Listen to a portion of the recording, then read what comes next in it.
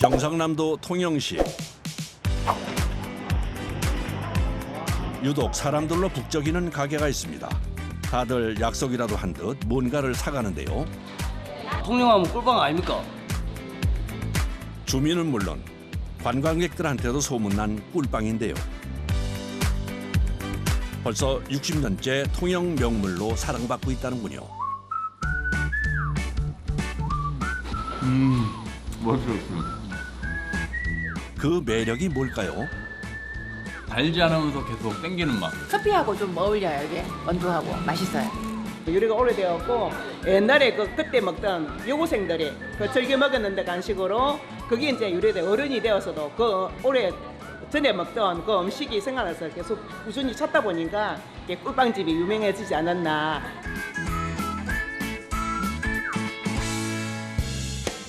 꿀빵을 만들기 위해서 반죽할 준비를 하는 작업자. 먼저 달걀을 푼 물에 강력분, 중력분, 박력분 3가지를 넣어줍니다. 손으로 반죽을 치는 작업을 할 겁니다. 네. 이렇게 보니 한 번에 만드는 반죽량이 상당한데요. 이 정도 분량이면 네. 몇 개 정도 나오는 거예요? 한 1,600개 정도 나옵니다. 많은 양의 밀가루를 반죽하다 보니 노하우도 생겼습니다. 바깥쪽에 있는 밀가루부터 안쪽으로 모아가며 천천히 돌면서 섞어주는데요. 하지만 반죽이 될수록 찰기가 생겨서 힘에 부치는데요. 지금 이럴 때 조금 힘들다고 잠시 쉬었다가 했다가는 밀가루가 골고루 안 섞여가지고 덩어리가 지게 됩니다. 그래서 반죽을 시작하면 끝날 때까지 쉴 수 없습니다. 어느새 30분이 흐릅니다. 반죽이 한 85% 정도 되니까 이제 살짝 끈기가 좀 생겨졌거든요.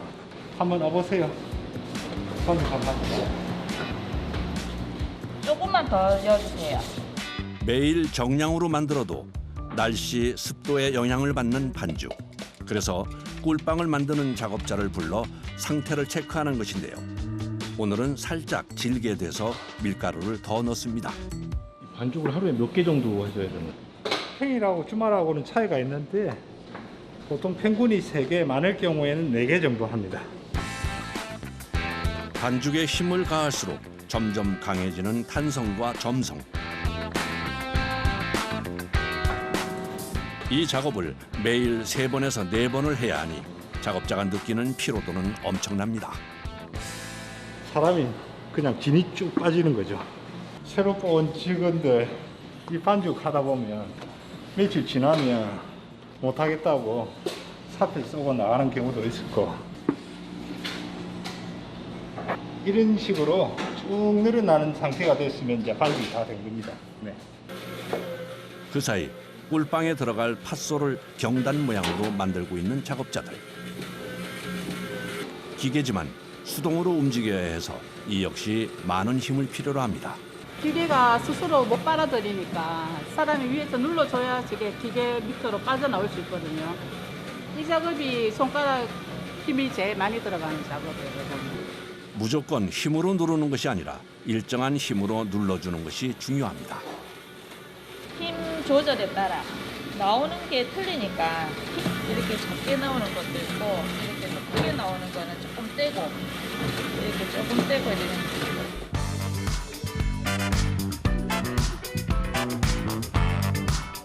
준비를 마친 팥소는 이물질이 들어가지 않게 비닐로 꽁꽁 싸맵니다.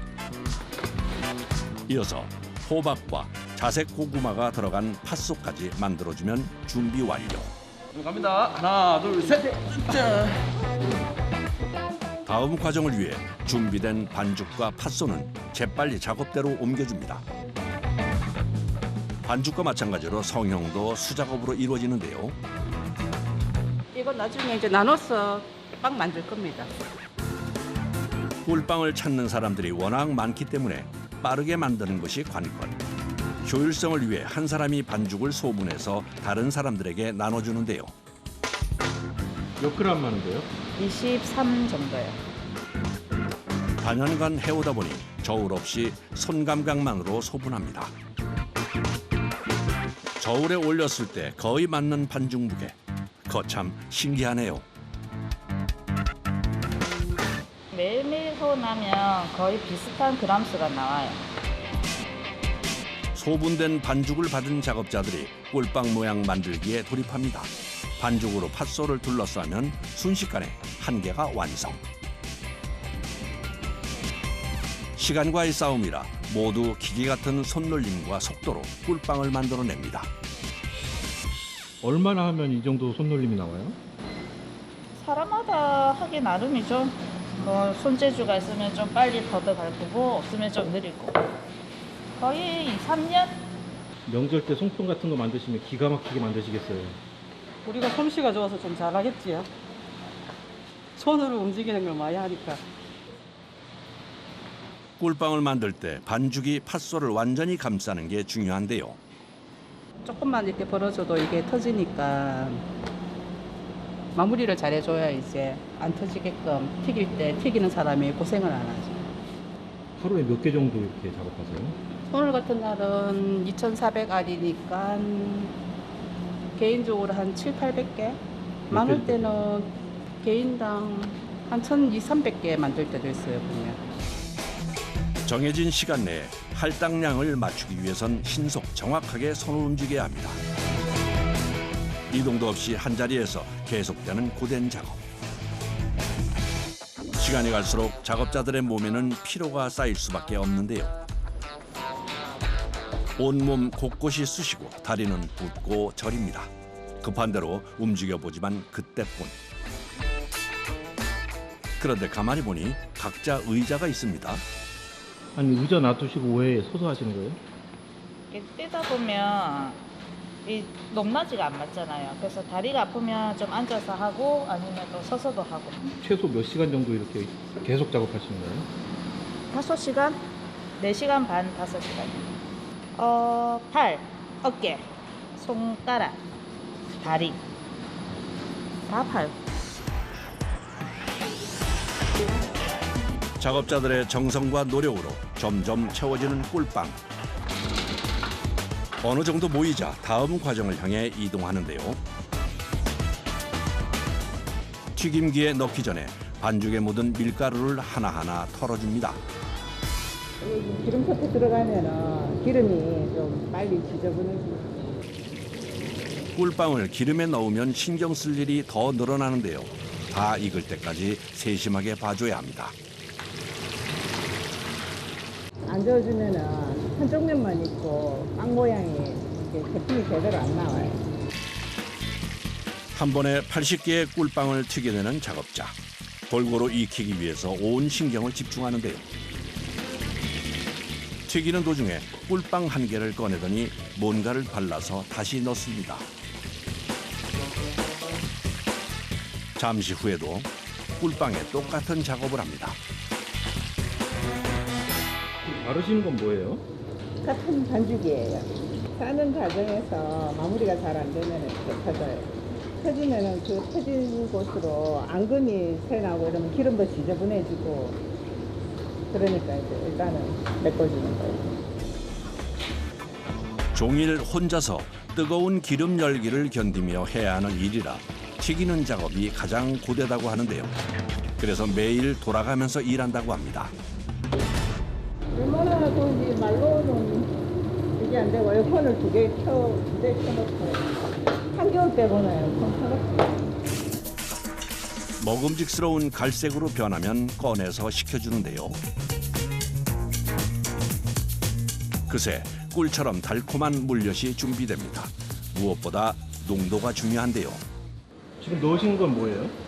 한천입니다. 한천. 물엿을 약간 쫀득쫀득하게 응고시켜주는 역할을 하고 있습니다. 자, 묻히겠습니다. 튀겨낸 빵에 물엿을 묻히기 전 작업자들이 긴장하기 시작합니다. 이거 엄청 뜨거워요, 물엿이. 그러니까 바로 이게 물엿이 되면 화상을 거의 많이 입어요. 한 번에 40개의 빵을 넣기 때문에 더 조심하는데요. 골고루 물엿을 묻힌 후 재빨리 꺼내 깨를 뿌려주면 완성입니다. 이거 간식으로 먹으면 꿀맛이겠는데요. 한 번 맛본 사람들이 택배로 주문하는 경우가 많아서 서둘러 포장하는데요. 지칠 법도 한데 작업 속도가 빠릅니다. 한 번씩 그 빵 계속 싸다가 보면 지겨울 때가 있으니까 한 번씩 또 일어나서 이렇게 또 해주는 것도 좋아요. 너무 빵만 많이 싸고 앉아 있으면 온몸이 쑤셔요. 5명이 모여 환상의 호흡으로 빠르게 진행되는 포장. 한쪽에서 택배 준비가 한창입니다. 택배 총 몇 건 나가야 돼요? 총 건수가 56건이요. 양은 160팩이요. 택배 시간을 맞추기 위해 먼저 완성된 꿀빵부터 상자에 넣어줍니다. 저 뒤에 있는 거 다 포장하려면 몇 분 정도 걸려요? 한 30분 정도 걸려요. 작업이 수월하려면 30분 내에 현재 물량을 맞춰야 하는 상황. 분업화로 재빨리 해치웁니다. 이렇게 포장까지 마친 꿀빵을 택배차에 실어주면 끝. 달콤한 맛으로 주문한 사람들을 행복하게 만들어주겠죠. 관광객들이 꿀빵이 맛있다고 재방문을 해주실 때가 제일 보람이죠. 물건이 많이 나갔대죠. 아무래도 장사가 잘 될 때. 그때가 우리가 이제 일하는 목적이죠. 장사가 잘 되면 우리도 일하는 보람이 있는 거죠.